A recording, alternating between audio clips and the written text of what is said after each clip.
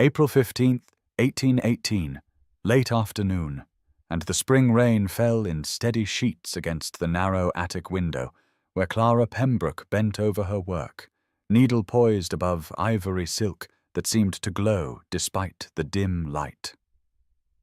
At 32, she had long since grown accustomed to this particular ache in her shoulders, this familiar strain behind her eyes that forced her to remove her spectacles every quarter hour and press her fingers to the bridge of her nose. The dress spread across her workbench was a wedding gown, though not her own. Never her own. It had belonged first to her cousin Lydia, radiant Lydia, who had married Lord Hastings just 8 months prior in a ceremony that had filled St. George's with white roses and whispered envy. Now Clara was altering it for Eleanor, the second cousin to secure an advantageous match, soon to become Lady Sinclair, with all the consequence that title implied. Her needle moved with practiced precision through the delicate fabric, adding seed pearls along the bodice in a pattern she had designed herself, a pattern no one but she would ever know was her creation. This was Clara's gift, and her curse. The ability to make beautiful things that other women would wear into beautiful lives, while she remained here in this cramped space, under the eaves of Madame Montague's dress shop, surrounded by silks and satins and laces that would never adorn her own unremarkable form. She had learned not to imagine herself in these gowns, had trained herself over years to see only the technical challenges they presented, the way light caught on beadwork, the precise tension required for stitches in such fine materials. But sometimes, when the rain fell like this and the afternoon stretched long and grey, she could not help the small rebellion of her thoughts. She wondered what it might feel like to be seen, truly seen, not as the poor relation with the steady hands and the accommodating nature, but as a woman worthy of regard. The notion was foolish, she knew. Her mirror told her daily what the world had long since confirmed. She was plain where her cousins were lovely, aging where they had been fresh, invisible where they had been luminous. Her hands were her finest feature, long-fingered and clever, but who looked at hands when there were faces to admire? Who noticed the artistry in her stitching when the woman wearing the dress drew every eye? Clara set down her needle and flexed her cramped fingers, listening to the rain and the distant sounds of the shop below. The murmur of wealthy clients being attended to by women with more beauty and less skill than she possessed. This was her place, this attic room with its slanted ceiling and its northern light, its neat rows of thread, and its profound solitude. Now please take a moment and subscribe to our channel and comment where you are watching from, and what time is it. It is always fascinating to see where these stories get all around the world. Thank you. The rain had softened to a whisper against the windows by the time Rebecca Montague appeared in the doorway of Clara's workroom, her presence announced by the gentle rustle of taffeta skirts and the subtle fragrance of bergamot that always accompanied her. Clara looked up from the seed pearls she had been setting with such meticulous care, blinking against the strain in her eyes, and found her employer regarding her with an expression that mingled warmth with something else, something almost conspiratorial that Clara could not quite interpret. Rebecca was perhaps 45, a widow who had built her dressmaking establishment through equal measures of talent and determination, and she had always treated Clara with a kindness that went beyond mere professional courtesy, as though she recognized in her seamstress a kinship of women who had learned to make their own way in a world that offered them little assistance. "Come downstairs, Clara," Rebecca said, her voice low and careful. "There is a matter requiring your particular expertise." Clara set aside the wedding gown with its half-finished embellishments, removed her spectacles, and followed Rebecca down the narrow staircase that connected her attic domain to the elegant rooms below, where clients were received and fittings conducted. The shop had grown quiet in the early evening hour, The last customers departed, and the showroom glowed softly in the light of candles being lit by Jenny, the young shop assistant who bobbed a quick curtsy as they passed. Rebecca led Clara to the private fitting room at the back of the establishment, a space reserved for the most prestigious commissions, and there upon the velvet-draped table lay something that made Clara catch her breath. It was a christening gown, clearly very old, the lace so delicate it seemed spun from morning mist, the tiny stitches worked by hands long since dust. The fabric had yellowed slightly with age, and there were places where the threads had weakened. Small tears that would require extraordinary skill to repair without destroying the integrity of the original work. "This arrived this afternoon," Rebecca said quietly, and her voice carried a weight that suggested this was no ordinary commission. "It belongs to the Duke of Ravencross. He requires it restored for his godson's christening next month. He was quite specific that only our finest seamstress should touch it, that it is a family heirloom of great sentimental value." Clara felt her hands tremble slightly as she reached out, not yet touching the gown, but hovering above it as though she might divine its secrets through proximity alone. "The Duke of Ravencross," she repeated, the name carrying with it all the whispered rumors that circulated through London, drawing rooms and servants' halls alike. Rebecca nodded, watching Clara's face carefully. "The very same," she confirmed. "I confess I know little of him beyond his reputation, which is considerable and not altogether reassuring. They say he is dangerous, that he has fought more duels than any gentleman should, that he gambles fortunes on the turn of a card, and has broken hearts across 3 counties. They say also that he has never shown interest in marrying, that he keeps himself apart from the usual society matchmaking, that there is something solitary and rather forbidding about him. But his man of business was most courteous when he delivered the gown, and the Duke's instructions were clear. He wishes it handled with the utmost care, and he is willing to pay handsomely for work of the highest quality." Clara lifted the gown at last, feeling the weight of history in her hands, seeing in the fading light the artistry of some long-ago needlewoman who had worked these stitches with love. To restore such a piece would require every bit of skill she possessed, every hour of experience gained through years of patient labor in dim rooms. It would be a challenge worthy of her abilities, recognition of a sort she had rarely received. "I will do it," she said softly, and Rebecca smiled, a smile that suggested she had expected no other answer, that she had known Clara would not be able to resist the call of such work, despite whatever trepidation the Duke's dark reputation might inspire. April 22nd, 1818, and the morning light came clear and bright through the eastern window of Clara's workroom, the kind of crystalline spring illumination that made colors true and stitches visible without strain. And she had risen early to take advantage of it, the christening gown spread before her like something sacred, as she worked to repair a section of lace so delicate it seemed it might dissolve at her touch. She had been absorbed in this precise surgery of thread and patience for perhaps 2 hours. Her world narrowed to the microscopic landscape of warp and weft, the careful navigation of her needle through fabric that had survived a century only to require her intervention now, and she was so thoroughly lost in this meditation of craft that she did not hear the footsteps on the stairs, did not sense the presence in her doorway until some instinct made her glance up to find a man watching her with an intensity that stole the breath from her lungs. He was tall and dark in a way that suggested danger rather than mere coloring. His coat fitted perfectly across shoulders that spoke of physical power, his face angular and severe, marked by experiences she could not begin to guess at.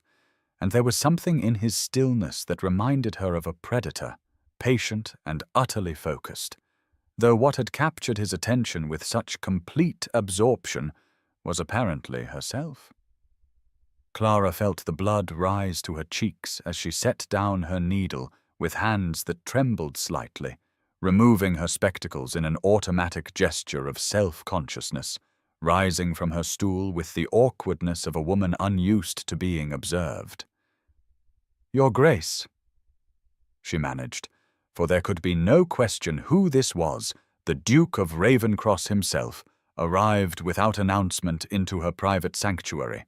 She had not expected him to come here, had assumed Rebecca would handle any consultation about the gown, and his presence in this small space made the room feel suddenly smaller, the air thicker, as though he brought with him some quality that displaced the ordinary atmosphere. He moved then, stepping fully into the workroom with a grace that belied his size, and his eyes went to the christening gown spread on her table, studying it with what appeared to be genuine interest, before returning to her face with that same unsettling focus. "You have nearly completed it," he said, and his voice was deep and carefully modulated, the accent of education and privilege. I had not dared hope for such swift progress with such delicate work. Clara found her voice somewhere beneath her confusion. "The lace required careful handling, Your Grace," she replied, hearing the slight quaver she could not quite suppress. Some of the original stitching had weakened with age, but the pattern was still evident enough to guide the restoration. "I have tried to remain faithful to the original needlewoman's intent." He stepped closer, close enough that she could detect the scent of sandalwood, and something else, something masculine and indefinable. And he bent to examine the gown with what seemed to be genuine understanding of the work she had done. "You have extraordinary hands," he said quietly, and the intimacy of the observation made her pulse quicken with alarm. "I watched you working just now, before you noticed me, and I have never seen such complete absorption, such unity of intention and execution. You were not merely repairing lace, Miss Pembroke. You were communing with it to me." The words were so unexpected, so far beyond any response she might have anticipated, that Clara could find no reply, could only stand there feeling exposed and strangely vulnerable, as though he had seen something she had not intended to reveal. He straightened then, and his dark eyes met hers directly. "I find I am in need of additional work," he said, and there was something deliberate in his tone that suggested this was not entirely about needlework, something personal that would benefit from your particular artistry.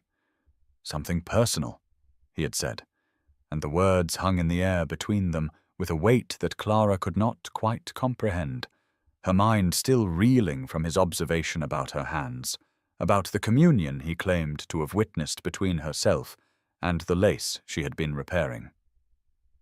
She took a small step backward, a reflexive retreat from the intensity of his presence, and found herself pressed against her work table with nowhere else to go in the small confines of her attic sanctuary. "What manner of work did your Grace have in mind?" she managed, trying to summon the professional demeanor that usually came so naturally to her, but which seemed to have deserted her entirely under the dark scrutiny of his gaze. Alexander Drummond regarded her for a long moment, his expression unreadable, before he reached into his coat and withdrew a square of fine linen, a gentleman's handkerchief of the sort that any valet could have embroidered, or any shop could have provided. "I require a dozen of these," he said, his voice carrying an odd formality that seemed at variance with the intimacy of the request. "I wish them embroidered, but not with my crest or initials as would be customary. I want something else, something of your own design, whatever pattern or motif you deem appropriate." Clara stared at him, confusion replacing her nervousness, as she tried to make sense of a commission that made no practical sense whatsoever. "Your Grace?"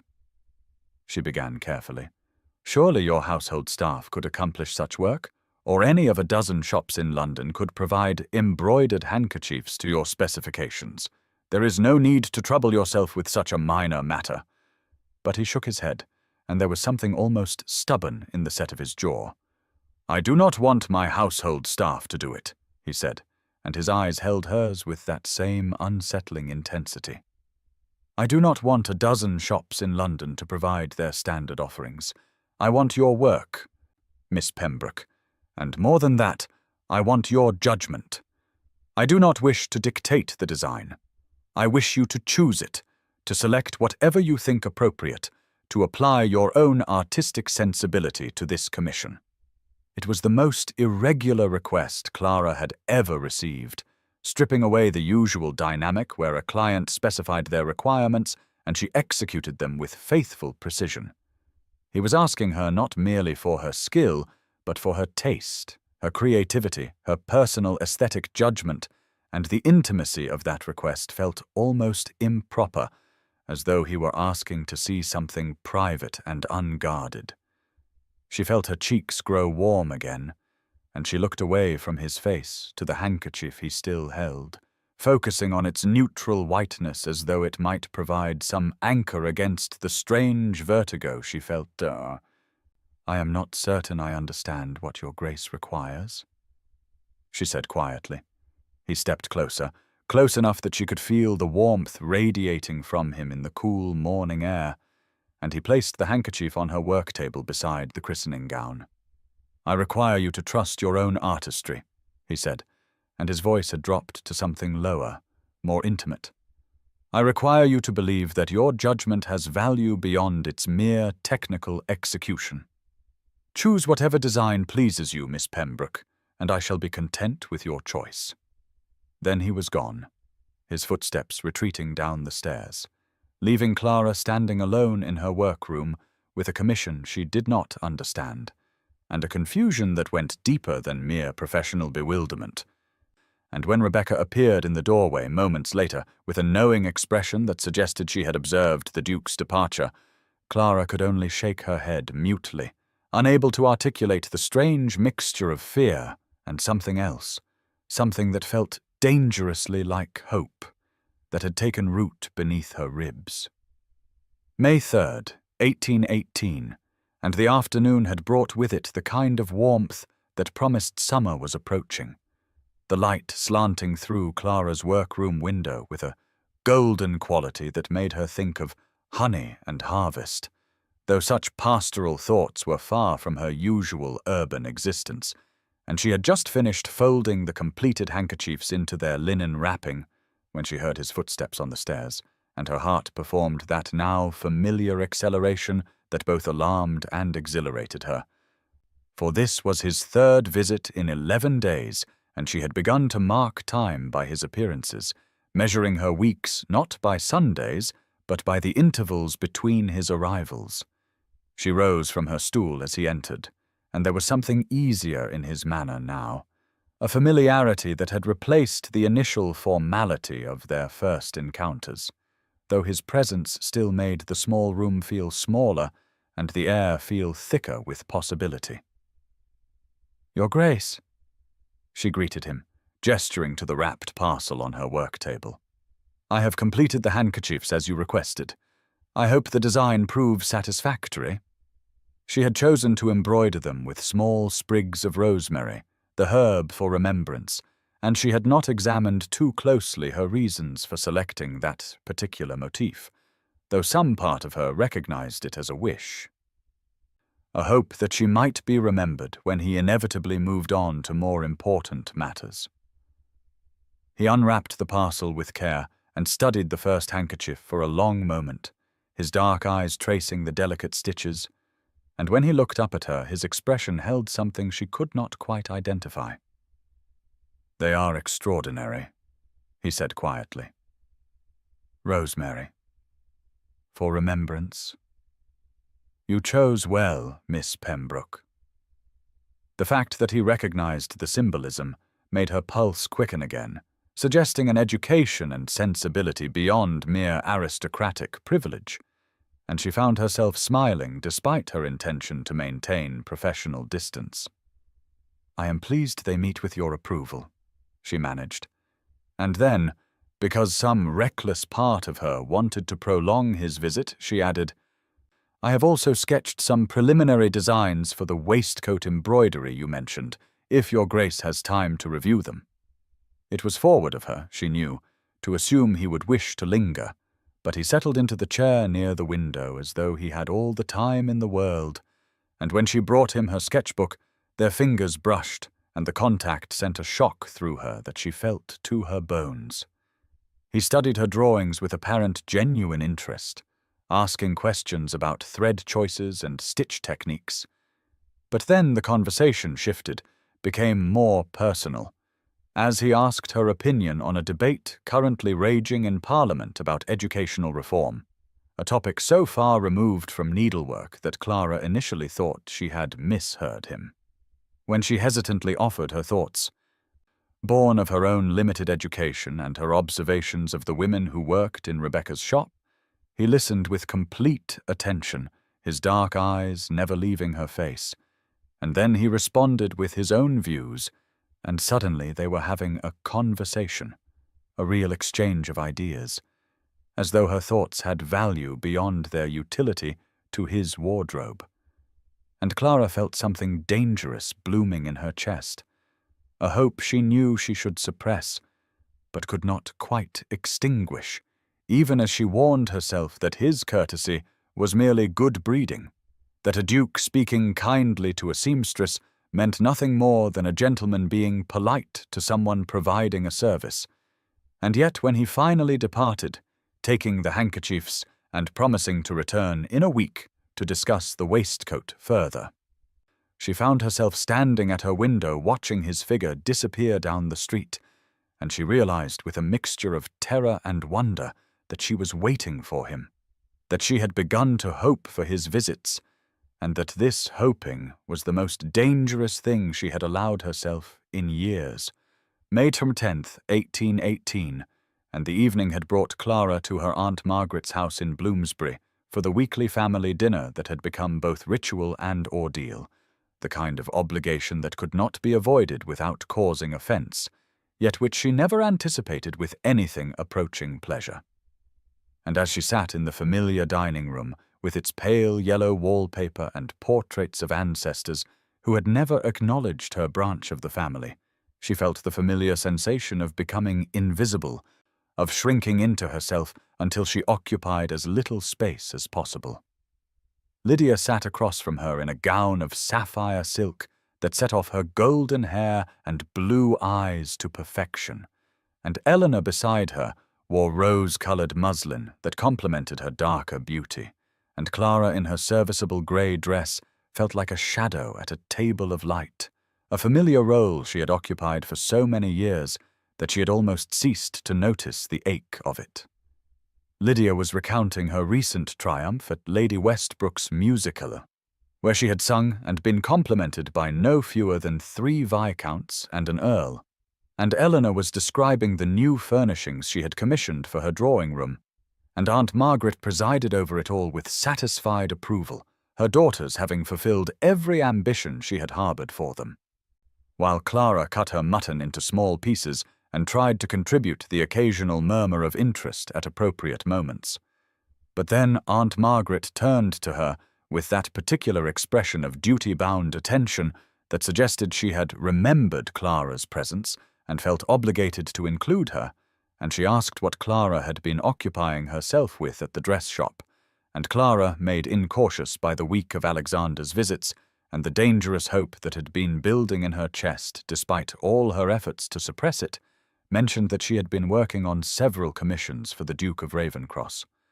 The silence that followed was so complete that Clara could hear the ticking of the mantel clock, and then Lydia laughed, a bright tinkling sound that held no warmth whatsoever, and said surely Clara meant that the shop had received commissions from the Duke's household, not that the Duke himself had been calling personally, because everyone knew that the Duke of Ravenscross was the most notorious bachelor in London, a man who gambled away fortunes and had fought 2 duels and had never shown the slightest interest in respectable matrimony, and Eleanor added with false concern that Clara should be careful not to mistake a nobleman's courtesy to a tradeswoman for anything more significant, that men of rank were often polite to those who provided services, and Aunt Margaret said with a sharpness that cut deeper than her daughter's mockery that she hoped Clara was not entertaining foolish notions above her station, that at 32, and with no prospects, she should be grateful for her employment and not indulge in fantasies that could only lead to disappointment and disgrace. Clara felt her face burn and her throat tighten, and she looked down at her plate and said nothing, because what could she say? How could she explain that the Duke had asked her opinion on matters unrelated to needlework, that he had looked at her as though she were something other than invisible, that for the first time in her life she had felt seen? And yet her family's words found their mark in the vulnerable places she tried so hard to protect. And by the time she left an hour later, pleading fatigue and escaping into the cool spring evening, she had retreated so far back into herself that the hope of the past weeks felt like a dangerous delusion, and she walked home through streets growing dark and told herself that her aunt was right, that she had been foolish to imagine that a duke's kindness meant anything more than the courtesy any gentleman might show to someone performing a service, and the ache in her chest felt like grief for something she had never truly possessed. May 17th, 1818, and the late morning had brought with it the kind of warmth that made Clara open the workroom windows, despite the noise from the street below, and she could hear the calls of flower sellers and the rumble of carriage wheels as she bent over the waistcoat embroidery that had occupied her hands, but not her thoughts, for the past week. Because her thoughts remained trapped in that dining room in Bloomsbury, where her aunt's words had found every vulnerable place in her heart, and reminded her that hoping was dangerous, that believing herself worthy of more than invisibility was a delusion that could only lead to pain. She heard his footsteps on the stairs and felt her body tense in a way it had not done during his previous visits, felt herself drawing inward and constructing walls that had been slowly crumbling during the weeks of his attention, and when he entered the workroom she did not rise or meet his eyes, but kept her focus on her stitching, as though the placement of each thread required such concentration that she could spare no awareness for anything else. "Your Grace," she said quietly, and even she could hear the difference in her voice. The return to that careful blankness she had cultivated for years as protection against disappointment. She sensed rather than saw him stop just inside the doorway, and the silence stretched long enough that she was forced to look up, and found him watching her with an intensity that made her want to look away again. "What has happened?" he said, and it was not a question, but a statement delivered in a tone that suggested he already knew something had shifted, even if he did not know the cause. "Nothing, Your Grace," Clara replied, and returned her attention to the embroidery. "I have made progress on the waistcoat, as you can see. I expect to have it completed within the fortnight."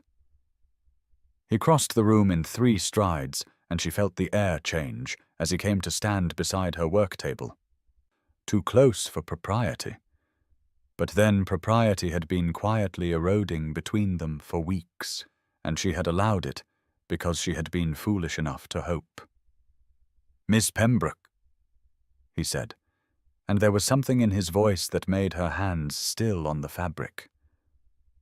"Clara, look at me." The sound of her Christian name in his mouth sent a shock through her that she tried desperately to suppress, and she looked up slowly and met his dark eyes, and saw concern there, and something fiercer beneath it. "Who has hurt you?" he asked quietly. "No one," she said. "I simply think it best that we return to a more appropriate degree of formality in our dealings. You have been very kind, but I would not wish to presume upon your courtesy or mistake your gentlemanly attention for something it is not." She watched something flash in his eyes, anger, perhaps, or frustration, and he placed both hands on her work table and leaned forward slightly. "Is that what you think?" he said, his voice low and controlled in a way that suggested the opposite of control beneath the surface. "That my attention has been merely courtesy. That I have been kind to you in the way one might be kind to any tradeswoman providing a service." She felt her throat tighten and could not answer, and he continued, his eyes never leaving her face. "I have spent the better part of 6 weeks finding excuses to return to this workroom. I have commissioned items I do not need, and requested alterations that were unnecessary. I have asked your opinion on matters that have nothing to do with needlework because I value your mind and your perspective. I have looked forward to these visits more than any social engagement or business matter. And you believe this is simple courtesy?" Clara felt something crack inside her chest, felt the walls she had been trying to rebuild begin to crumble again, despite her best efforts. "My family," she began, and then stopped because she did not know how to explain the poison they had poured into her ears, the way they had taken her hope and shown her how foolish it looked in the harsh light of their judgment. "Your family," he repeated, and now the anger in his voice was unmistakable. "Your family who have overlooked you and dismissed you and failed to see what is plainly before them. Your family who measure worth by beauty and rank and cannot conceive that someone might value qualities they themselves do not possess." He straightened, and she saw him struggle to contain his fury. "Tell me what they said to you." She shook her head, unable to repeat the words, but he persisted with a gentleness that somehow made it worse. "Clara," he said again, that dangerous intimacy of her name. "Please." And so she told him, haltingly, about the dinner and their mockery and their certainty that no nobleman would truly want someone like her. And as she spoke, she watched his hands curl into fists at his sides. When she finished, there was a long silence, filled only with the sounds from the street below, and then he spoke, and his voice was quiet but absolutely certain. "You are beautiful," he said. Clara's head snapped up, and she stared at him in disbelief, and he held her gaze without wavering. "You are beautiful in ways they cannot comprehend because they have never looked beyond surfaces. You are beautiful in your skill and your intelligence and your quiet dignity. You are beautiful in the way you focus on your work with complete absorption. You are beautiful in your kindness and your strength and your refusal to become bitter despite years of being overlooked. And I am not being kind when I say this. I am being honest." She felt tears prick her eyes and shook her head, unable to accept what he was offering, because accepting it would mean hoping again, and hoping had already proven too dangerous. "Your Grace," she whispered, "please, you do not need to say such things. I do not expect anything from you. I know my place." "Your place," he said, and there was something almost fierce in his tone now, "is wherever you choose it to be, not where your family has decided it should be, not where society presumes it must be. And if you will allow it, I should very much like your place to be beside me." She could not breathe, could not think, could only stare at him as he watched her with an expression that held determination and tenderness, and something else she was afraid to name. And then he straightened and took a step back, and his voice became more controlled, though no less intense. "I will not press you today," he said. "You need time to consider what I have said. But Clara, believe this if you believe nothing else. When I look at you, I see someone extraordinary, and I will continue to see that regardless of what anyone else chooses to believe." He left then, and Clara sat alone in her workroom with her hands trembling and her heart racing and the echoes of his words filling the space he had occupied.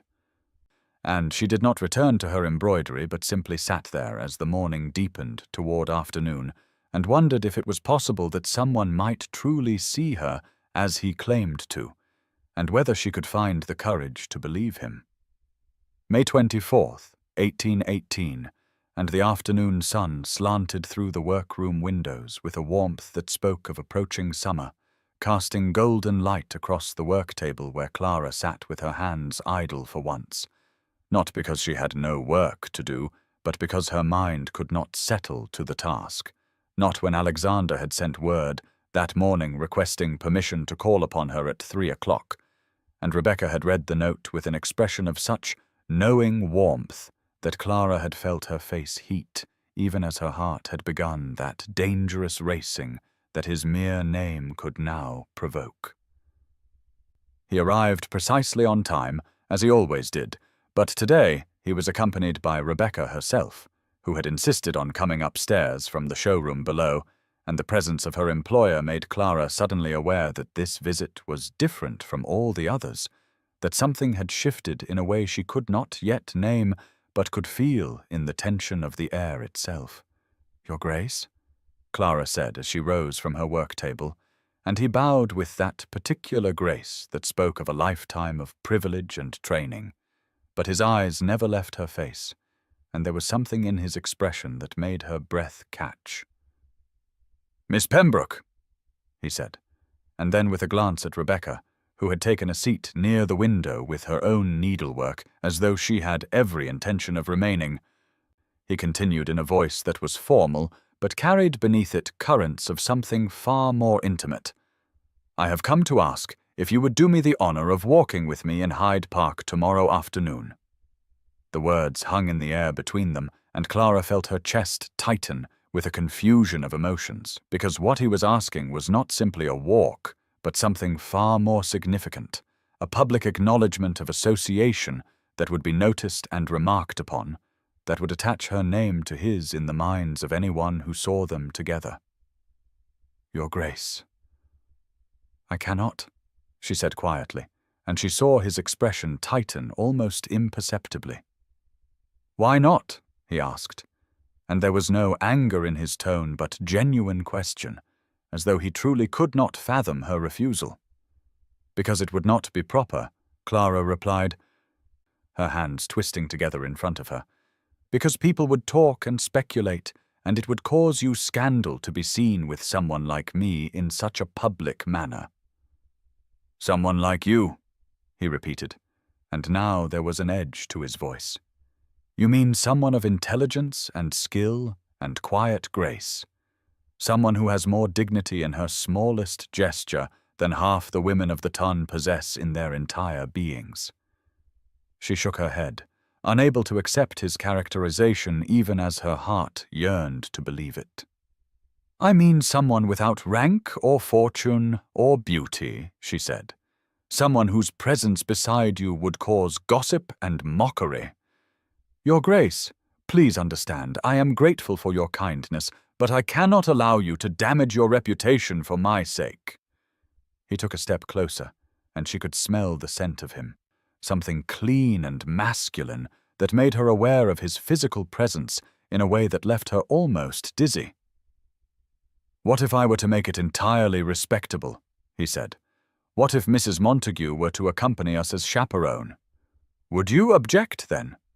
Clara looked helplessly at Rebecca, who met her gaze with an expression of gentle encouragement. "I should be honored to serve as chaperone," Rebecca said quietly. "If Clara is willing, I see no impropriety in such an arrangement." And Clara found herself caught between her fear and her longing, between the part of her that had learned through years of disappointment to expect nothing, and the newer, more fragile part that had been growing since the morning he had first walked into her workroom and looked at her as though she were something rare and valuable. She could feel the weight of his attention, the patience with which he waited for her answer, and she thought of how he had seen through her defenses the week before, how he had spoken words she had never imagined hearing, and she realized that refusing him now would be not protection, but cowardice, a retreat into the safety of invisibility that had once been refuge, but had become prison.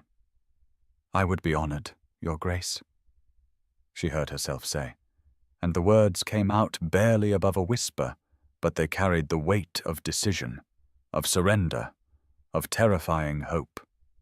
His face transformed with a smile that reached his dark eyes and made him look younger, less dangerous, more simply happy than she had yet seen him. "Tomorrow at 3 o'clock, then," he said. "I shall call for you both here. And Clara, you need not fear the opinions of people who matter far less than you imagine." After he left, Rebecca crossed the room and took Clara's trembling hands in her own warm ones. "You have nothing appropriate to wear for a walk in Hyde Park," she said matter-of-factly. "We shall have to do something about that."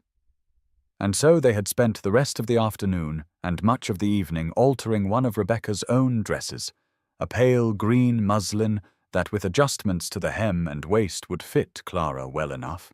And as Clara stitched with hands that had finally steadied, she felt something very much like joy beginning to bloom beneath her ribs, fragile and precious, and absolutely terrifying. May 26th, 1818.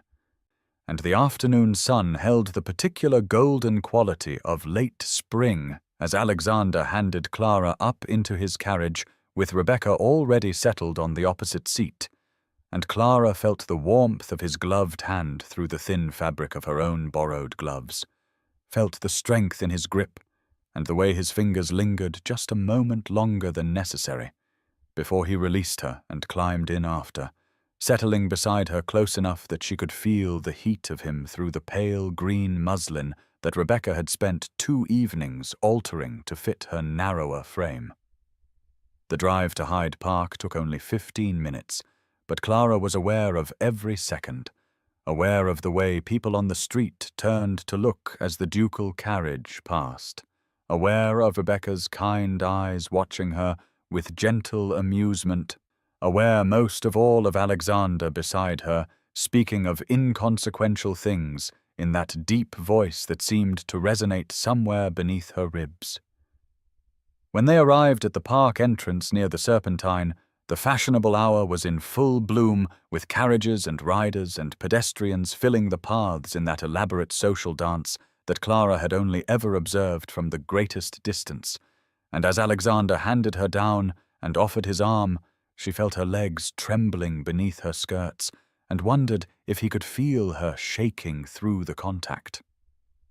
The moment her hand settled into the crook of his elbow, she felt every eye in the vicinity turn toward them, felt the weight of attention like a physical pressure against her skin, and she heard the whispers begin almost immediately, that sibilant hiss of speculation and curiosity that followed them as they began to walk along Rotten Row, with Rebecca a discreet distance behind. "Who is she?" she heard a woman murmur to her companion, and another voice answering, "No one knows, some seamstress, I believe," and then a man's voice thick with amusement saying, "Ravencross always did have peculiar tastes." Clara felt her face flush hot, and her steps faltered slightly.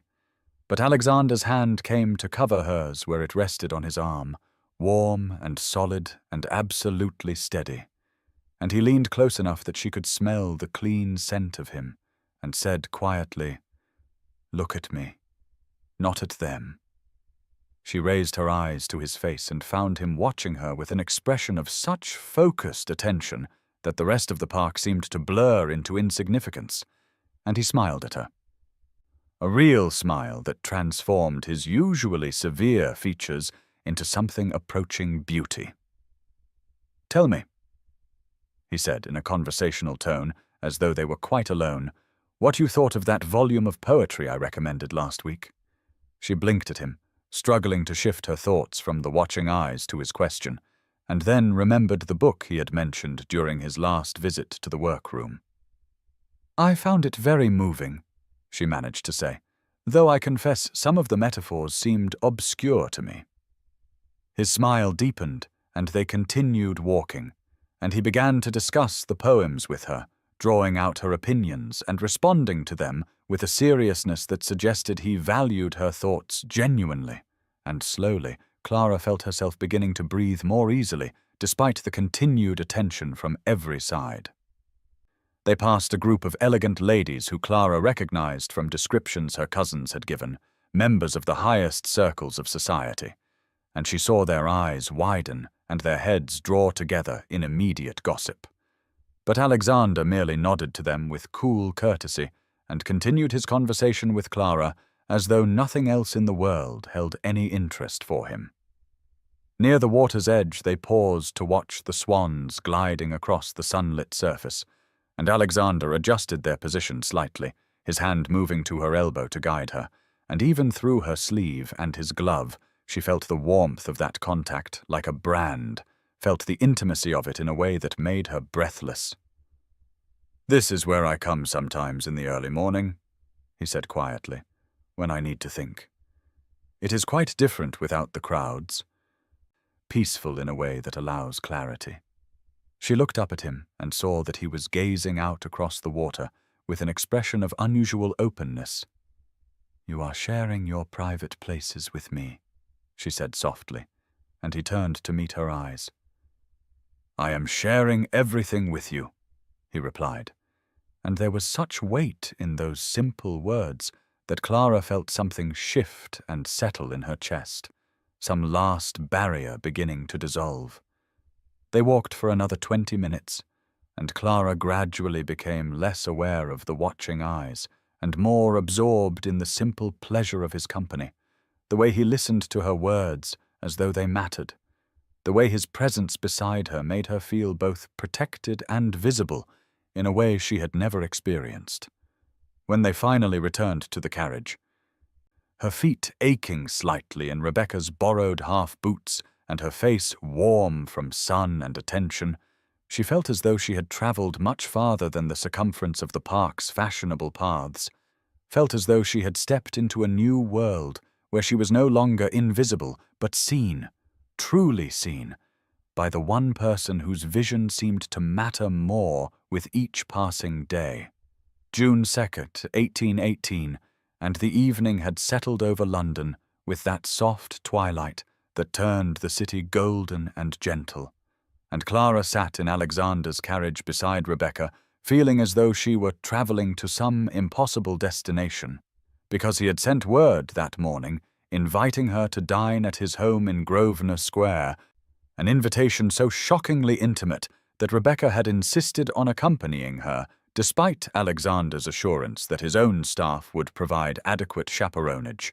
And now, as the carriage drew up before the elegant townhouse with its classical facade and polished brass fittings, Clara felt her breath catch with a mixture of terror and anticipation that had become familiar over these past weeks.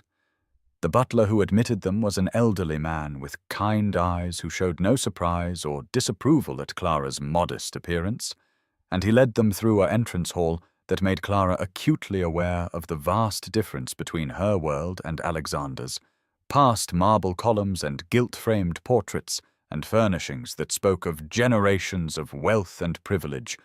But then Alexander himself appeared at the top of the staircase and descended to meet them with such genuine pleasure, lighting his severe features, that Clara forgot to feel intimidated by her surroundings.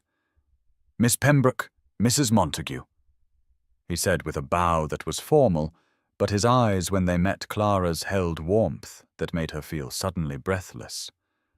"Thank you for honoring my invitation." He led them not to the grand, formal dining room that Clara glimpsed through open doors, but to a smaller chamber on the first floor, intimate and comfortable, with only a single table set for 3, and Clara realized with a jolt of understanding that he had deliberately chosen this space to make her feel less overwhelmed, that he had considered her comfort in every detail. Another gentleman rose as they entered. A man perhaps 40 years of age, with a military bearing and an open, friendly face, and Alexander introduced him as Francis Carstairs, his oldest friend, and Clara saw the way Francis looked at her with frank curiosity, and something that might have been approval. Francis had served with Alexander in Spain during the war, and after a brief exchange of pleasantries he excused himself with a bow, explaining that he had another engagement, But Clara understood that his presence had been meant to further establish the respectability of the evening, another consideration for her reputation. The dinner that followed was unlike anything Clara had experienced, not because of the food, though it was excellent, but because of the conversation that flowed between them with an ease that felt both natural and precious, and she found herself speaking of things she had never shared with anyone: her childhood love of stories, her discovery that needlework could be a form of artistry, her quiet dreams that she had thought long buried. Alexander listened with that complete attention he always gave her, asking questions that revealed genuine interest. And then he began to share his own history in a way he had not done before, speaking of his parents who had died when he was 19, leaving him suddenly responsible for vast estates and a dukedom he had not felt prepared to manage, of the loneliness of his position that had made genuine connection nearly impossible because everyone who approached him wanted something, or feared him, or saw only his rank and never the man beneath. "I learned early to trust very few people," he said quietly, his dark eyes holding hers across the small table, while Rebecca sat nearby with her needlework, affecting not to listen, but Clara knew she heard every word. "I learned that most of society is concerned only with appearance and advantage, and that sincerity is rare enough to be remarkable." And then, with a slight smile that transformed his face, he added, "Which is why, when I encounter it, I recognize its value immediately." Clara felt her throat tighten with emotion she could not name, something too large and overwhelming to be simple gratitude. "You speak as though I am somehow exceptional," she said softly. "But I am only a seamstress with no particular distinction. You are a woman of integrity and talent who has remained kind despite being overlooked," he replied, and there was such conviction in his voice that Clara felt tears prick at her eyes. "You are honest and true, and you see the world clearly without the distortions of vanity or greed. Those qualities are far more rare than beauty or rank and infinitely more valuable." They sat for another hour in that intimate room while the candles burned lower and the summer darkness deepened outside the windows, and Alexander told her of his estate in Derbyshire, where he spent as much time as duty allowed, describing the hills and forests with such vividness that Clara could almost see them, and he spoke of his hope to fill the empty nurseries there, to have a family that would transform the silent halls into a home. When he finally escorted them back to the carriage, he handed Clara up himself, and held her hand a moment longer than necessary, and he said in a voice low enough that only she could hear, "I want you to understand that my intentions are entirely serious, Miss Pembroke, that what is happening between us is not some passing fancy, but the beginning of something I hope will last the remainder of our lives." And though he stopped short of an actual proposal, Clara understood that she had just received a declaration, that this man who could have any woman in England had chosen her, and was asking in his careful, deliberate way if she would choose him in return. June 8th, 1818, and the afternoon light fell warm and golden through the windows of Aunt Margaret's dining room, where Clara sat once again surrounded by family.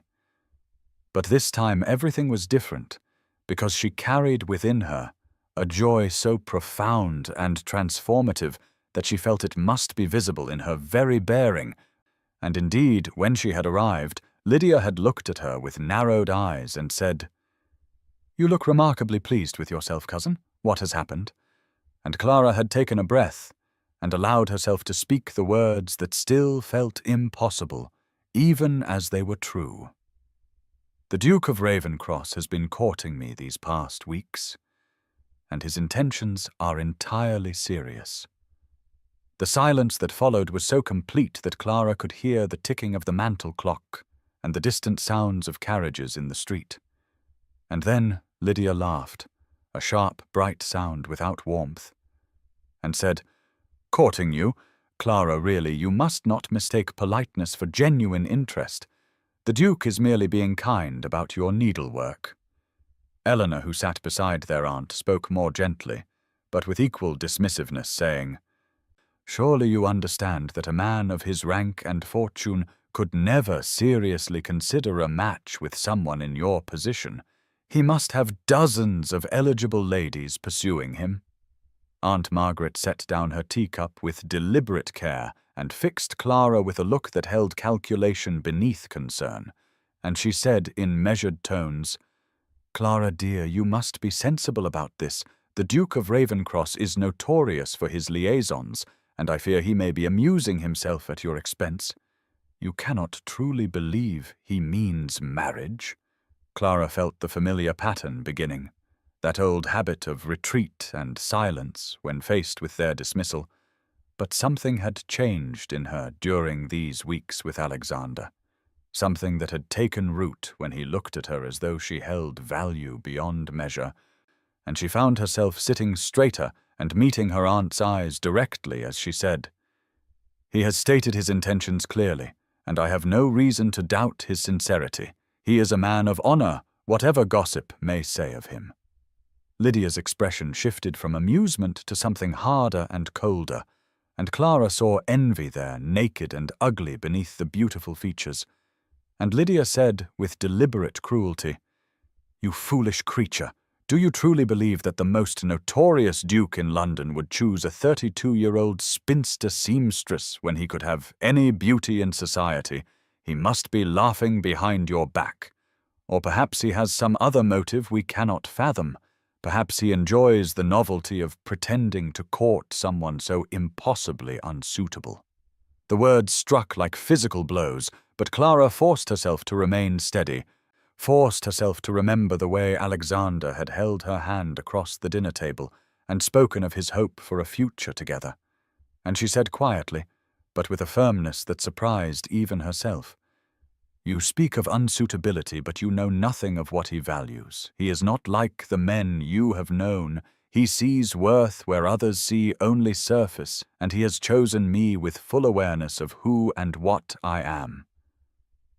Eleanor made a soft, distressed sound and reached toward Clara, saying, "We are only trying to protect you from disappointment. Surely you must see how unlikely this is. What could a duke possibly want with you?" And Clara heard in that question all the years of being overlooked and dismissed and judged insufficient. Aunt Margaret's voice turned sharp with authority as she said, "I forbid you to continue this association, Clara. You are making yourself ridiculous and bringing embarrassment to the family. When this man tires of his game, you will be left with nothing but shame, and we will all suffer the scandal." Clara stood then, her hands trembling but her voice steady, and she said something she had never said before in this house. "I am not a child to be commanded, Aunt. I am a woman of 32 years, and I will make my own choices. The Duke has shown me nothing but respect and genuine regard, and I will not abandon that, because you cannot believe I am worthy of it." She left before they could respond, walking out of the dining room and through the entrance hall and onto the street, where the June afternoon felt suddenly brighter and more vivid, and though her hands still shook and her heart raced with the shock of her own defiance, Clara felt something like pride beginning to bloom alongside the hurt, because for the first time in her life she had defended herself and the man who loved her, and she understood that this was part of what Alexander had been trying to teach her, that she possessed value whether her family acknowledged it or not, though the poison of their words still worked in her blood, making her wonder if perhaps they were right after all. June 15th, 1818, and the late afternoon had turned heavy with the promise of rain, dark clouds gathering over London in a way that seemed to mirror the gathering darkness in Clara's own heart, because the week since her confrontation with her family had passed in a state of precarious joy, shadowed always by doubt that crept in during the quiet hours. And she had tried to push away the poison of their words, but they echoed nevertheless, whispering that perhaps Alexander's regard was some elaborate mistake or cruelty she could not yet perceive.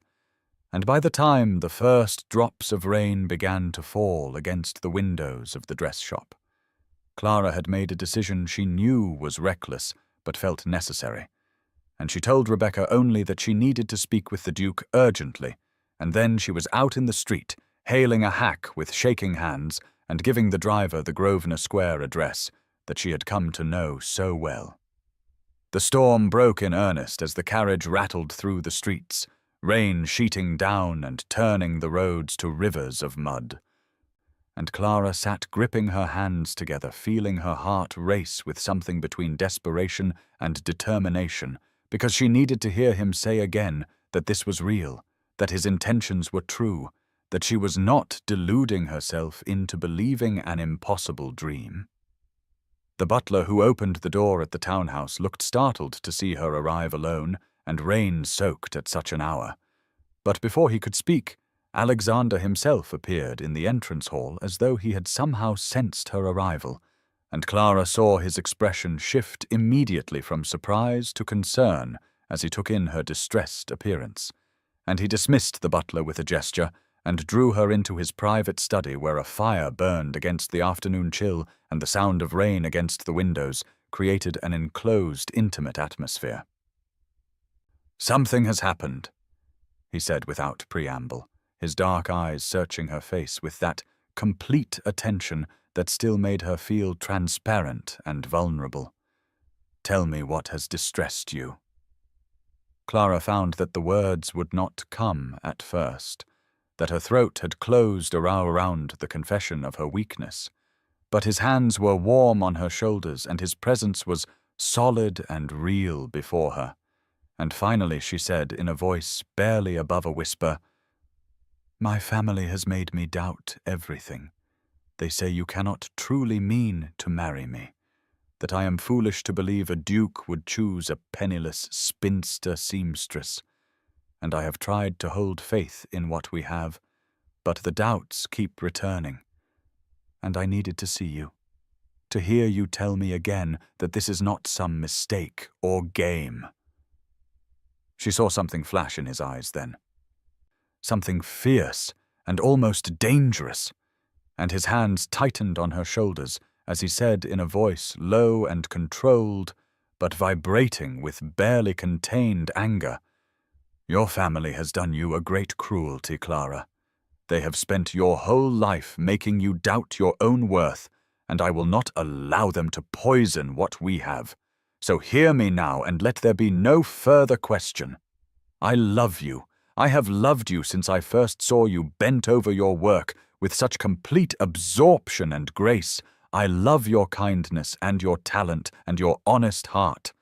And I intend to marry you and make you my Duchess, and spend the remainder of my life ensuring that you never again doubt that you are valued beyond measure." Clara felt tears spill over then, tears of relief and overwhelming emotion, and she whispered, "I am sorry. I should not have doubted." But Alexander shook his head and drew her closer, saying, "You have been trained to doubt yourself by people who should have protected you, but I will teach you differently. I will show you every day until you believe it, that you are everything I could want." And then his hands moved to frame her face with a gentleness that belied his fierce expression, and he bent his head and kissed her. And Clara felt the world transform around that single point of contact. Her first kiss, given and received with such tenderness that she understood in that moment that whatever the world might say, whatever cruelty society might devise, this was real and true and worth defending. And when he finally drew back, his eyes held promise and determination as he said quietly, "Let them doubt, let them mock. I will show them all exactly how serious my intentions are. No one will insult you without answering to me." June 20th, 1818. And the evening arrived with that particular quality of late spring light that seemed to gild everything it touched, the sky still holding pale blue above the rooftops of Mayfair as carriages began to queue outside Lord Hastings's grand residence on Berkeley Square, and Clara sat in Alegander's carriage, feeling as though she had stepped into some impossible dream, because the gown she wore was rose silk, so fine it whispered with every movement. A gift from Alexander that had arrived that morning with a note in his hand, saying only that he wished the world to see her as he did, radiant and lovely beyond measure. She had protested the extravagance, of course, had insisted she could not accept something so costly, but Rebecca had fixed her with a stern look and said, "Let him give you this, Clara. Let him show you that you deserve beautiful things." And so now Clara wore rose silk with seed pearls at the bodice, and felt transformed even as some part of her whispered that she was playing at being something she was not, a seamstress pretending to be a lady. Though when Alexander handed her down from the carriage and looked at her with such open admiration, she felt for a moment that perhaps she belonged in this world after all. The ballroom at Lord Hastings' home was magnificent, all gilt and crystal with hundreds of candles blazing in chandeliers overhead, and Clara felt the weight of every eye as Alexander led her inside with her hand tucked into his arm, his bearing so proud and deliberate that it seemed he wished to announce to all present that she was under his protection and regard.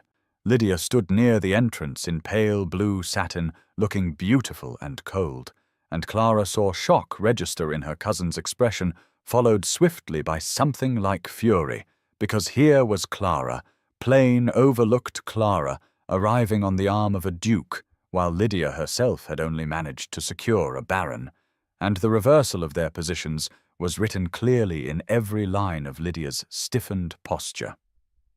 The evening progressed in a blur of introductions and curious stares, the whispers following them through every room as society tried to reconcile the impossible pairing of the notorious Duke of Ravenscross and an unknown spinster seamstress. And it was in the supper-room that Clara first noticed the 5 men standing together near the windows, their heads bent in conversation and their eyes fixed on her and Alexander with expressions that held derision and resentment.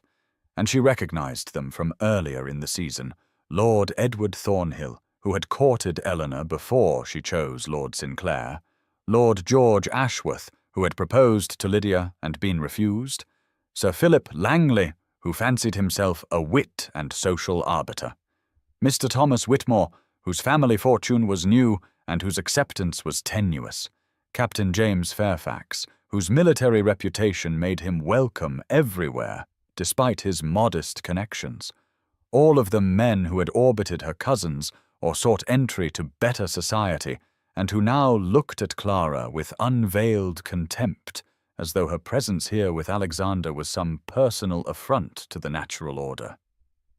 She watched Lord Thornhill say something that made the others laugh, their glances sliding toward her with unmistakable mockery, and though Alexander was engaged in conversation with an elderly duchess and had not noticed, Clara felt the old familiar shame beginning to rise, that crushing awareness of being judged and found wanting, and when she overheard Sir Philip Langley say in a voice just loud enough to carry, "One must wonder what peculiar taste would lead a man of refinement to favor such an unlikely companion. Perhaps the Duke has developed a charitable interest in rescuing unfortunate spinsters," she felt the evening's fragile magic begin to crack around her. June 21st, 1818, and the morning arrived with deceptive gentleness, pale sunshine filtering through the windows of Clara's small room above the dress shop, where she had slept poorly despite the exhaustion from the previous evening's ball, and when Rebecca knocked softly at her door near 8 in the morning with tea and the daily newspapers, Clara felt a flutter of unease at the expression on her employer's face, a mixture of anger and concern that made Clara's stomach tighten even before she saw the folded copy of The Morning Chronicle that Rebecca placed carefully on the table beside the tea tray. "You should read this before you go anywhere today," Rebecca said quietly, her usual warmth overlaid with protective fury, "and know that whatever is printed there reflects only on the cruelty of those who spoke, and not on you." Clara's hands trembled as she unfolded the paper and found the society column. That collection of gossip and speculation that she had never before had cause to read because her life had never warranted such attention. But now her own name appeared in print alongside Alexander's, and the words swam before her eyes as she forced herself to read the account of the previous evening's ball at Lord Hastings' residence. The columnist had captured with vicious precision the speculation that had circulated through the supper-room, quoting unnamed gentlemen who questioned what peculiar fascination could induce the Duke of Ravenscross to publicly court Miss Clara Pembroke, a woman of 32 years without beauty, fortune, or connection, a spinster seamstress whose presumption in accepting the attentions of a duke suggested either remarkable ignorance of her own unsuitability or a calculated attempt to entrap a nobleman above her station. The article continued with what purported to be direct quotations, Lord Edward Thornhill wondering aloud whether the Duke had developed a taste for charity cases, Sir Philip Langley suggesting that perhaps His Grace found novelty in slumming among the working classes, Mr. Thomas Whitmore speculating that no man of sense could intend marriage to such an unlikely candidate, and that the arrangement must be of a more temporary and less honourable nature, and Captain James Fairfax declaring it an insult to every proper young lady of good family that a tradesman's daughter with needle-worn hands should presume to aspire to a duchess's coronet. Each word landed like a physical blow, and Clara felt the fragile confidence that Alexander had so carefully built in her crumble away beneath the weight of public mockery, because here in cold print was every fear she had harboured, every doubt her family had planted, every whispered certainty that she was not good enough and never would be. And surely Alexander would see now what she had always known, that their union would bring him nothing but ridicule and scandal, that she was a millstone around the neck of a man who deserved better. She set down the paper with hands that shook so violently the tea spilled across the table, and Rebecca moved to comfort her, but Clara stood abruptly and said in a voice that surprised her with its steadiness, "I must go to Grosvenor Square. I must speak with the Duke immediately." And though Rebecca protested that it was too early for calling and that Clara should wait until she was calmer, Clara was already reaching for her shawl because she had made her decision, and delay would only weaken her resolve. She would release Alexander from whatever understanding existed between them, would free him to find a woman worthy of his position. And though the thought of never seeing him again felt like death itself, it was the only honourable course remaining to her. June 21st, 1818, and Clara arrived at the Grosvenor Square townhouse near 8:30 in the morning, far too early for proper calling hours, but she could not wait, could not endure another moment with the weight of the newspaper's cruel words pressing on her chest like a stone, and the butler who answered the door looked startled to see her standing there, alone, without even a maid for propriety. But something in her expression must have conveyed her distress, because he admitted her immediately and went to fetch the Duke, leaving Clara standing in the marble entrance hall where she had dined just weeks ago in such happiness. And now everything felt ruined, poisoned by public mockery, and she rehearsed in her mind the words she would say, the graceful release she would offer him, the dignity with which she would withdraw so that he might find a woman worthy of his position. But when Alexander appeared at the top of the stairs, still in his shirt-sleeves with his dark hair slightly disordered, as though she had woken him, when he saw her and his expression shifted immediately from surprise to alarm, and he took the stairs 3 at a time to reach her, all her rehearsed words fled, and she simply held out the newspaper with trembling hands, unable to speak past the tightness in her throat. He took the paper and read it quickly, his jaw tightening with each line, and Clara watched the fury gather in his expression like storm clouds, that dangerous quality she had heard whispered about but never witnessed. And when he looked up at her, his eyes held such cold rage that she took an involuntary step back, before realizing the anger was not directed at her, but at those who had wounded her. And he said in a voice that was terrifyingly quiet, "Who were they, Clara? I need you to tell me exactly who spoke these words." And she stammered out the names: Lord Thornhill, Lord Ashworth, Sir Philip Langley, Mr. Whitmore, Captain Fairfax, all 5 of them standing together in the supper-room, making sport of her presumption. And as she spoke, she saw him commit each name to memory with the precision of a man making a list. And then she forced herself to say what she had come to say, that she released him from any understanding between them, that she could not bear to be the source of scandal and mockery that would follow him if he persisted in this impossible courtship, that she was grateful for the brief happiness he had given her, but she understood now that it could never be, and she watched his expression change as she spoke, the cold fury giving way to something fiercer and more protective. And he crossed the space between them in 2 strides and took her face between his hands with a gentleness that contradicted the violence she sensed coiled in his frame, and he said, "You think I care what those cowards print in their scandal sheets? You think I would abandon you because small men with smaller minds cannot comprehend why I love you?" And the word love, spoken aloud in the morning light of his entrance hall, made Clara's breath catch. And he continued, "I am going to call on each of those 5 men today. I am going to demand satisfaction for the insults they have offered you, and if they refuse to retract their words, then I will meet every one of them and put a bullet through anyone who dares to question your worth or my devotion." And Clara stared at him in shock, because dueling was illegal and dangerous, and men died defending their honor. And she said desperately, "You cannot risk your life for this. I am not worth it." But he silenced her with a kiss that was nothing like the tender first kiss they had shared. This was fierce and claiming and left her breathless. And when he pulled back, he said with absolute certainty, "You are worth everything, and I will prove it to London and to you if I must face 50 men to do so." June 21st, 1818, and the hours that followed. Alexander's declaration passed in a blur of activity that Clara witnessed as though from a great distance, because he had sent her home in his carriage with strict instructions to remain at the dress shop where she would be safe, while he attended to what he called matters of honor. And Rebecca had taken one look at Clara's face when she arrived back, and demanded the full story.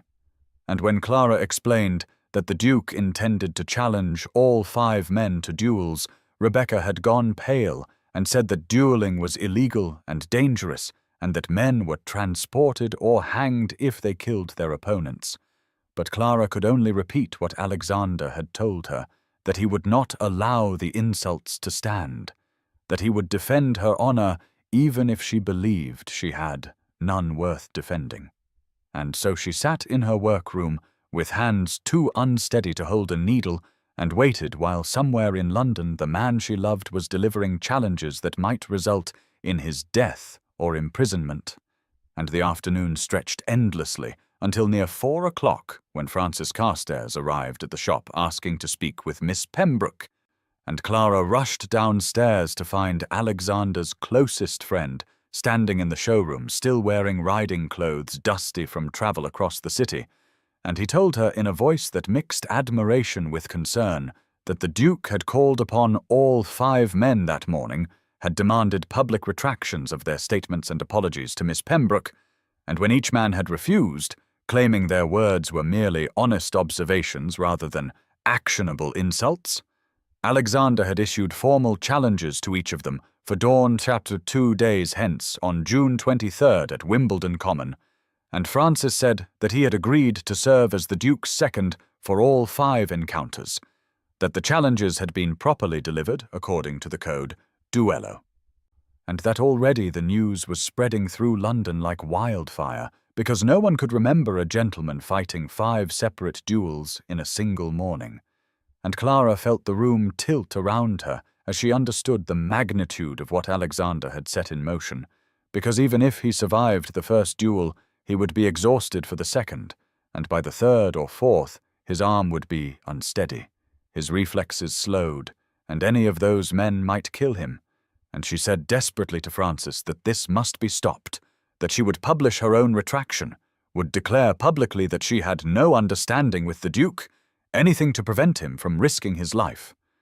But Francis shook his head and said gently that it was too late, that the challenges had been accepted, and that Alexander would not withdraw regardless of what she said or did, because this was no longer merely about defending her reputation, but about his own honor and his right to choose whom he would love without society's permission. And he added that the Duke had sent him to tell her specifically that she was not to blame herself, that this was Alexander's choice freely made, and that he would call upon her after the duels were concluded to assure her of his continued devotion and his safety. And the casual way Francis spoke of after the duels, as though Alexander's survival were certain, did nothing to comfort Clara, who knew enough of such matters to understand that even skilled duelists died from infected wounds or unlucky shots. And after Francis departed with promises to keep her informed, she climbed back to her workroom and finally allowed herself to weep, great tearing sobs that came from somewhere deep in her chest, because the happiness that had seemed so impossible and then so precious was now threatened by her own unworthiness. And if Alexander died defending her name, she would never forgive herself, and she would spend the rest of her life knowing that her presumption in accepting his love had cost him everything. June 22nd, 1818, and the day before the duels dawned grey and cool with morning fog obscuring the London streets, and Clara had not slept more than an hour together throughout the long night, her mind conjuring terrible images of Alexander falling beneath another man's bullet, his blood seeping into the grass of Wimbledon Common, while she sat helpless in her workroom, knowing that her unworthiness had brought him to this. And by the time pale light filtered through her small window, she had made a decision born of desperation and love, that she would go to each of the 5 men herself and beg them to withdraw their acceptances of the challenges, would offer any abasement or apology or public humiliation they wished, if only they would leave Alexander unharmed, because her pride and dignity meant nothing measured against his life. And so she dressed in her plainest gown of dark grey wool that made her look every one of her 32 years and more, pulled her hair back severely without any softening curls, and set out on foot through the morning streets to begin with the nearest of the 5, Lord Edward Thornhill, whose rooms were in a fashionable part of Mayfair where Clara had never walked before, and she climbed the stairs to his address and knocked with hands that trembled from more than the morning chill. Lord Thornhill answered the door himself, apparently between servants, and his expression when he saw Clara shifted from surprise to something uglier, a satisfaction that made her stomach turn, and he said with false courtesy that he was honoured Miss Pembroke would call upon him in his private rooms. What could he possibly do for her?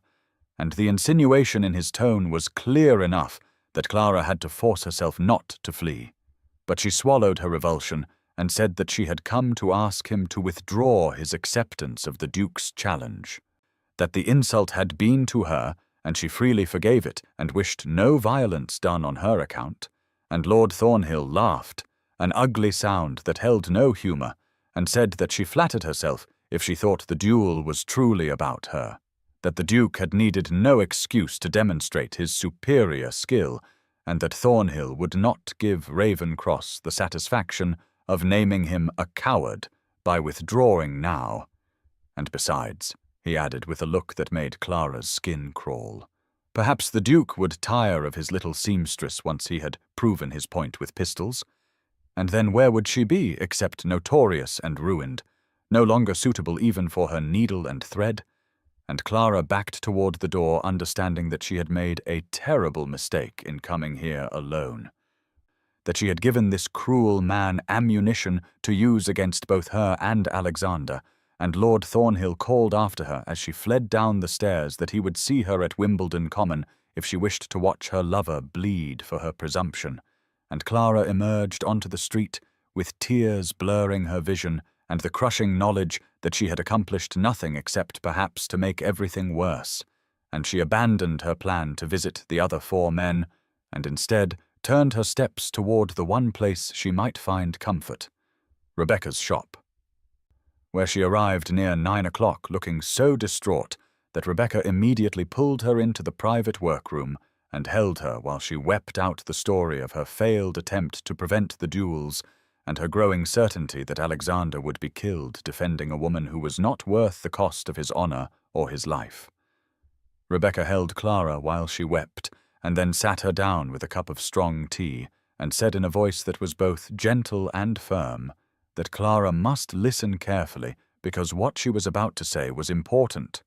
And she told Clara that she had known Alexander Drummond for nearly 10 years, had made clothing for various women in his life, though never a wife because he had never come close to marrying until now, and in all that time she had watched him move through society with a kind of restless dissatisfaction, a man who had everything except the one thing that mattered, which was someone who saw past his title and his reputation to the lonely human being beneath.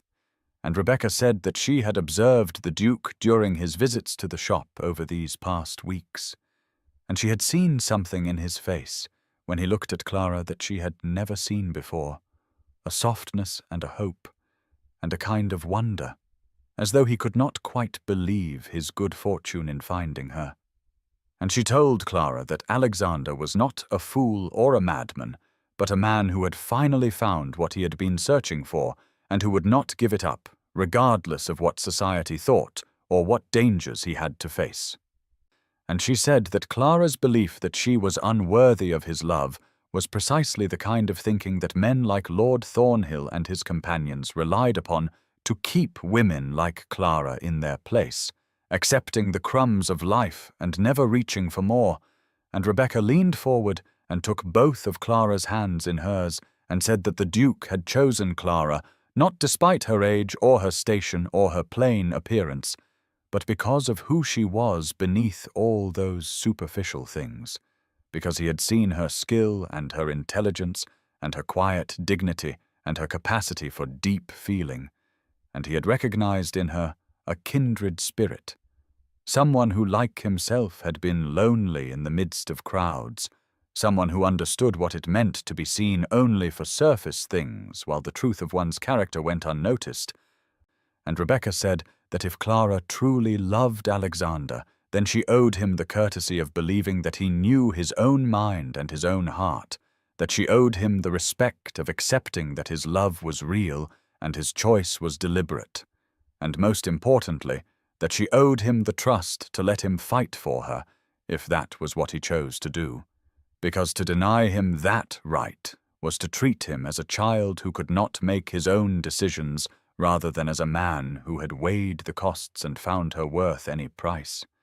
And Rebecca added that the 5 men Alexander would face tomorrow were skilled enough, but none of them were driven by anything more than wounded pride and social embarrassment, while Alexander would be fighting for love. And that made all the difference, because a man fighting for love was a man who would not permit himself to lose.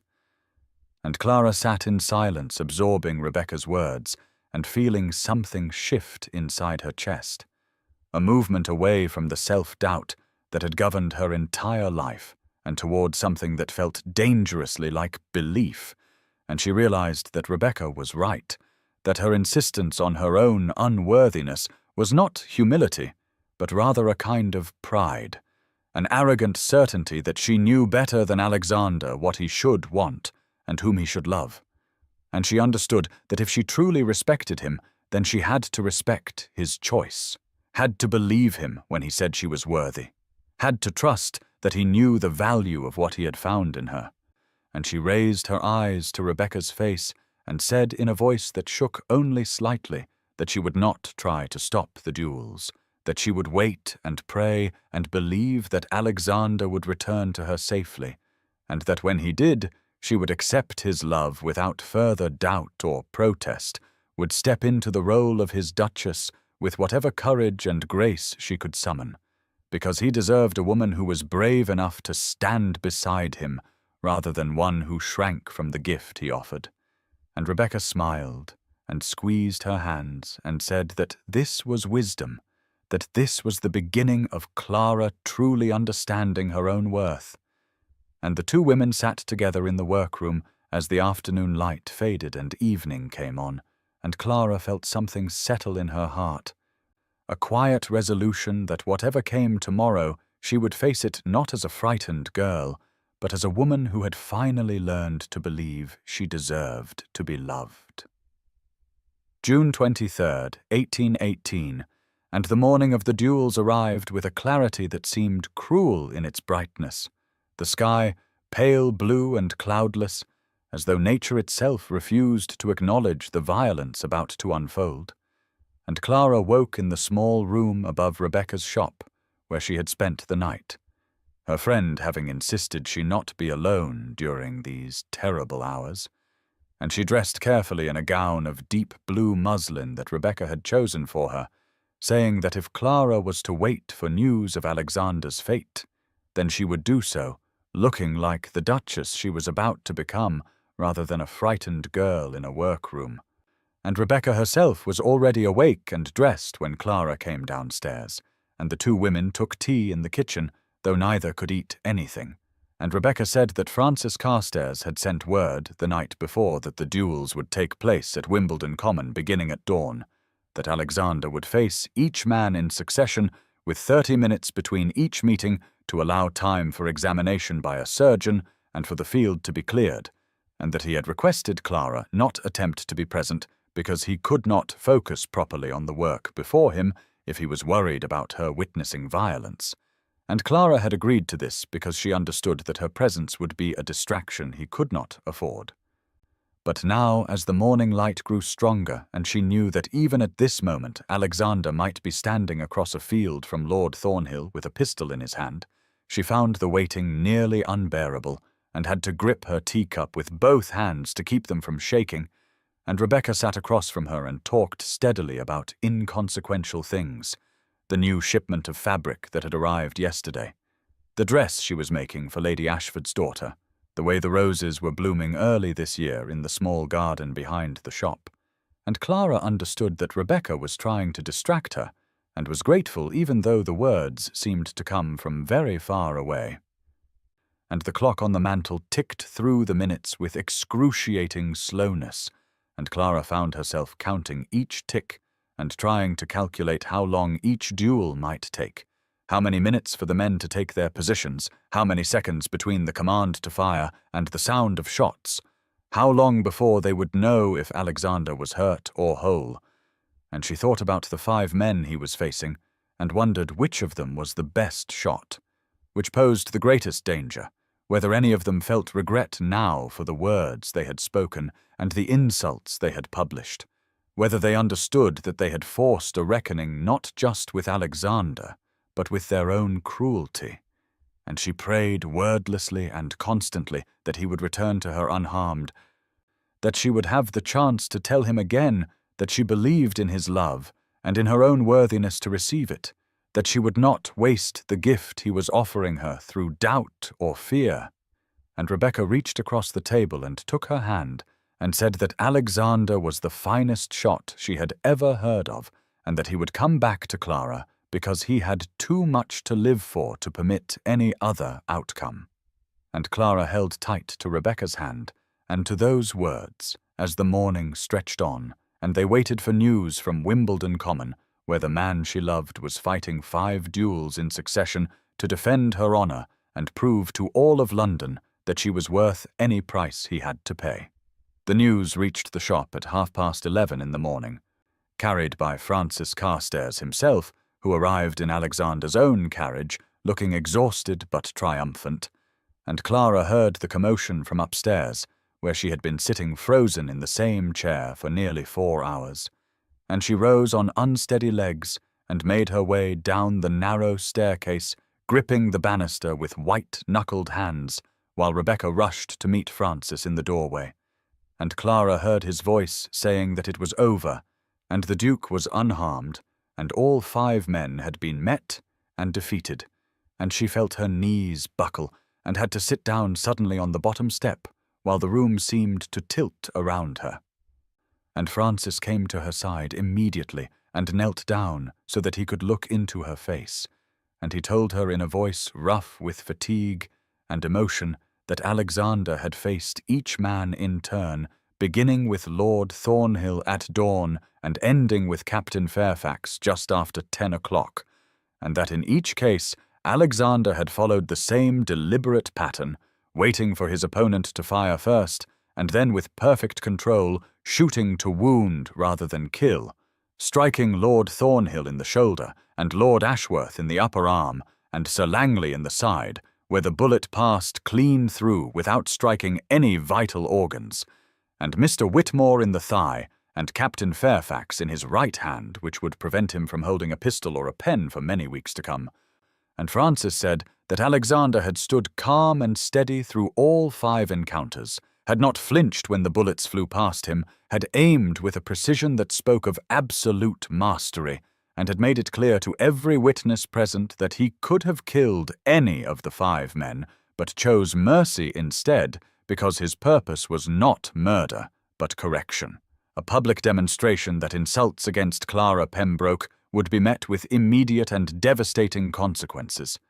And Francis told Clara that after the final duel, Alexander had stood in the center of that field, with the smoke still clearing, and had addressed the assembled witnesses, perhaps 30 men of rank and social standing who had come to watch, and he had said in a voice that carried across the common that Clara Pembroke was under his protection and would soon be his duchess, that any man who questioned her worth or spoke against her honor would answer to him personally, and that he would be pleased to meet as many challenges as society cared to provide, because he would never tire of defending the woman he loved.